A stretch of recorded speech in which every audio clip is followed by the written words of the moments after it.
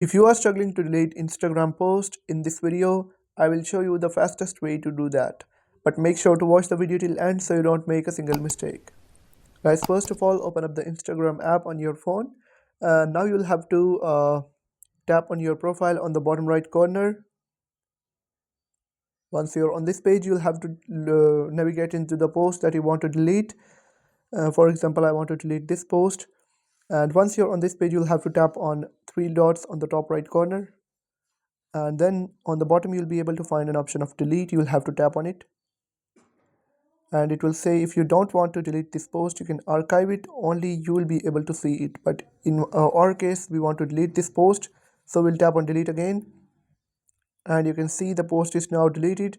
And it says you have 30 days or 24 hours for storage to restore content you have deleted. After that, it will be deleted permanently. So we'll close it, and now you can see if we go back, there is no post on our profile. So I hope this helped you out. If this helped, make sure to hit that subscribe button. It really supports the channel. And if you have any questions about the video, let me know in the comment section.